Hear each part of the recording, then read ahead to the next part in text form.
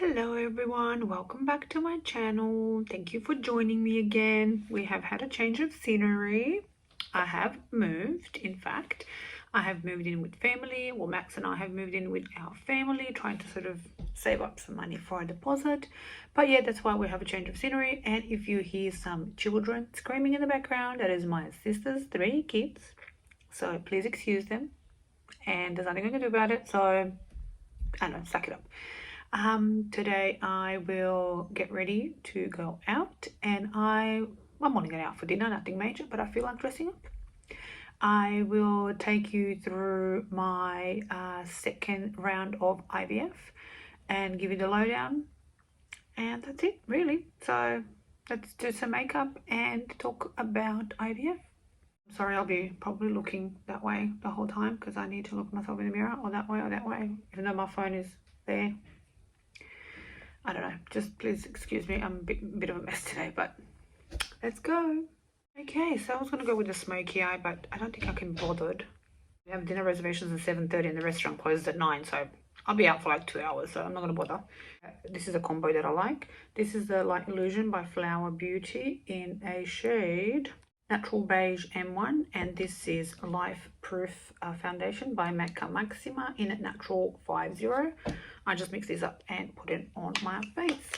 It's about a half a pump of each, or a whole pump, or whatever, I don't know. We'll see how much I need.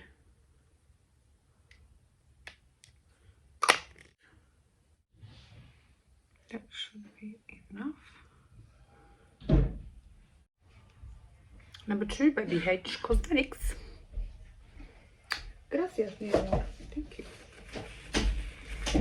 Okay, so use my brush. I haven't used a sponge to do my foundation for so long. I really like this sponge, this brush.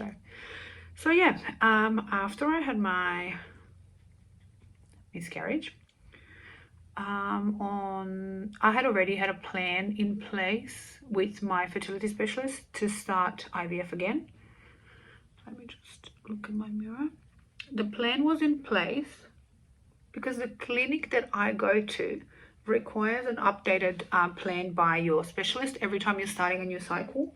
And because I only had 1 embryo, I had nothing in reserve. So I couldn't just book another frozen transfer. I had to do the whole thing again. And every time you start again, they require an updated plan from your specialist, which on the day that I had my pregnancy test, I had in advance booked an appointment with my specialist in case I wasn't pregnant, to have another plan in place. When I get my next period, I can start another cycle straight away. And I wouldn't be sort of waiting around and losing time. So the specialist, when I told her that the line on the pregnancy test was super faint, she basically indicated to me straight away that it's probably going to be a chemical pregnancy and that it's not going to be a viable one at all.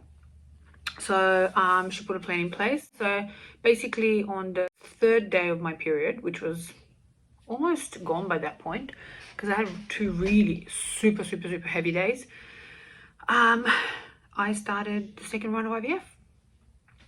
So I started with the meds. I was on Gonal F for about 5 days. And on day 5 of my injections, I went and had a blood test, just the usual. I went and had a blood test to make sure that pregnancy hormone is out of my system. And because it was so low, of course it was out of my system. I mean, because it was so low to begin with. And then that night, I was to include another injection into the routine. And I did. I included, what was it called? Luveris, which I had left over from the previous cycle. This is the one that I mixed the 2 together. And then I had another blood test. And then on the second blood test, they told me to include another injection, which was a pre-filled syringe. And that one was, don't know, that was Laura Mercier. That was quite hard, that one actually. It was easy to inject, but it was a pre-filled syringe and it was stingy. It stung, and then my skin would be so itchy for like the next hour or so. And I was getting bruising from that one as well. Not a lot, but a little bit, enough to show a bruise. I included the third one, and so for about 12 days, 13 days, I gave myself the injections.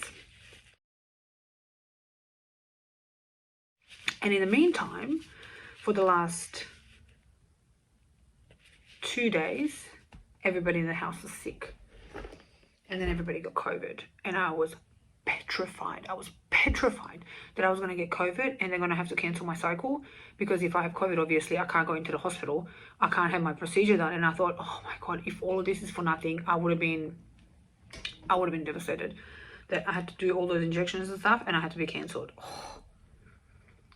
But I managed to isolate. I managed to do everything that I needed to do, and I did not get COVID. So my egg collection went ahead. My egg collection was on a Monday. I got stuff left, might as well just use that up. My egg collection was on a Monday. Now, I forgot to tell you that when I had my first internal ultrasound, she told me there was only 4 follicles. I was devastated. Oh my God, I was crying my eyes out driving home, actually driving to work from the clinic, because last time I had 14 follicles and 3 eggs, and I thought, Jesus Christ, what am I going to get out of 4 follicles? What am I going to get out of this? Am I going to get any eggs? What's going to happen? All of this could be for nothing. And then she confirmed that the second internal ultrasound, yes, looks like there's only 4 developing to the stage that they need to be developed, maturing to get the eggs out. But at that point, I had already gotten used to the idea that, I could have 1 egg, 2 egg, 3 egg, 4 max. And I knew it wasn't going to be 4 because statistically, it's 80% of follicles will contain an egg. So I knew that my dreams of like a bigger number of eggs were squashed. Because last time I had 14 follicles, I thought, yeah, I'm going to have 10 eggs, laughing. And then I only ended up with 3, and I was devastated. And this time I thought, geez, I have only 4 follicles, what am I going to get? But I thought, well, okay, I'll take whatever I can get. And on the day of my egg collection, we ended up with 3 eggs.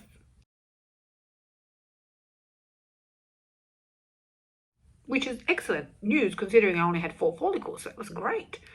And then the next day they messaged me to tell me that all 3 of my eggs had actually successfully fertilized. So I thought, I have 3 embryos. I thought it was amazing, because last time I had 3 eggs and I had 1 unsuccessful fertilization, 1 not fertilized at all, and 1 fertilized, which was frozen straight away because of the OHSS.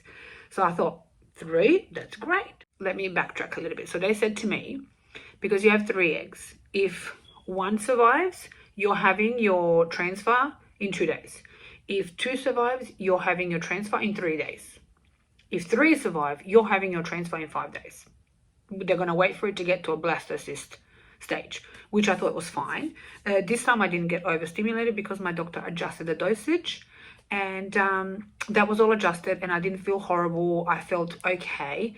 After the egg retrieval, I felt a little bit rough for the next couple of days, but that's normal. They went up there and did stuff and poked holes and sucked stuff out. Like, it's normal. But other than that, I felt like a little bit crampy and all that sort of thing, but nothing like I felt the first time. The first time was just agony. It was just horrible. So with the different medication and different dosages and different protocol, I still ended up with the same number of eggs, but I felt a lot better. So when they told me all 3 had fertilized successfully, they said to me, see you on Saturday for your transfer. And that was on a Tuesday. They let me know on a Tuesday that all 3 survived, and we'll see you on a Saturday. I need to do my eyebrows. I'm using the MAC Max. So then we kept waiting for Saturday, and that's all we could do, really. Just wait for Saturday and see what happens. The fact that they didn't let me know anything about the embryos except for they look like they're growing nicely, whatever the message said, I have presumed that all 3 survived to day 5. They did not. I got there and I had one embryo again. The other two stopped developing sometime on day 4. So the other two were no good. They were no good, and I again had only one embryo. This time though, because of COVID restrictions easing, Max was able to come with me. So it was so lovely. It was so lovely to have him there. First time I had to do everything by myself, and now he was there with me, so that was quite nice. And we got to see our embryo on the screen. I'll insert a little picture, and they told us that it was a really, really good one, and it looks great, and it developed great, and they transferred it and told me to wait 12 days to do a pregnancy test. But on probably day 10, I started bleeding. I thought that maybe it was spotting, but us girls, we know what spotting is. This was not spotting. So I did my pregnancy test 2 days early, and it was very big fat negative. So yeah, I messaged the clinic, and they told me that it's not unusual to have bleeding, and that it's meant to, sometimes it can happen, which I knew, of course. I mean, there's nothing about this process that I haven't researched, to be honest.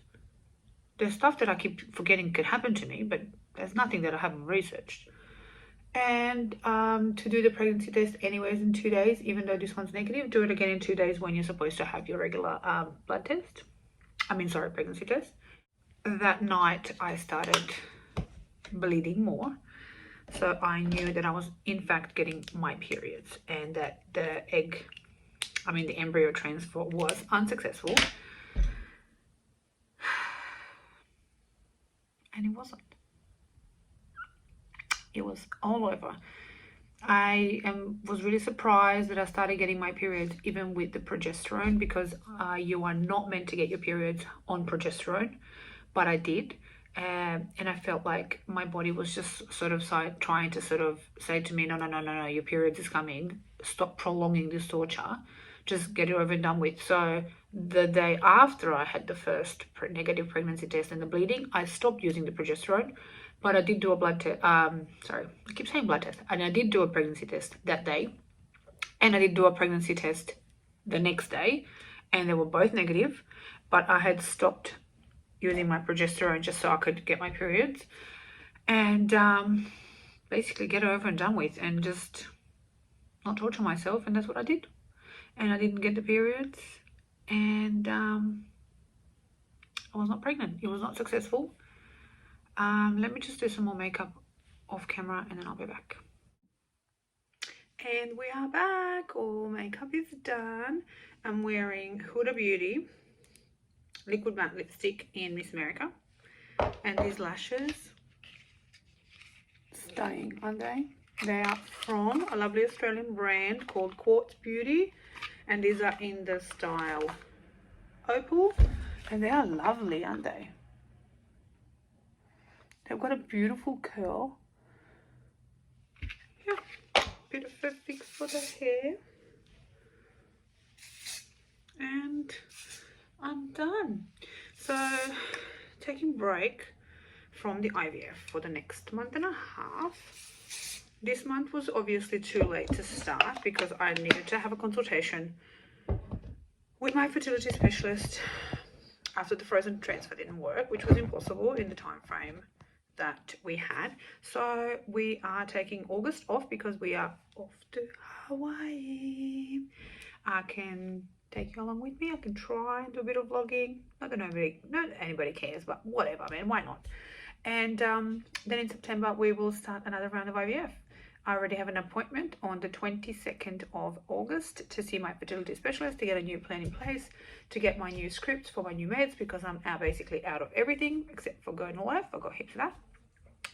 And yeah, she will set a new plan in place, and when I get my September period, I will start again, and I will take you along with me. I might do a little bit more vlogging, taking you to the clinic with me, showing injections again. If anybody wants to see that, leave a comment down below. And that's it for this video. I'm going to go and have a nice dinner with my fiance and our friends. And yeah, that's it. Thank you so much for watching. Please subscribe if you haven't already. Click the thumbs up button if you want more content like this. And that's it. Thank you so much. Have a good day.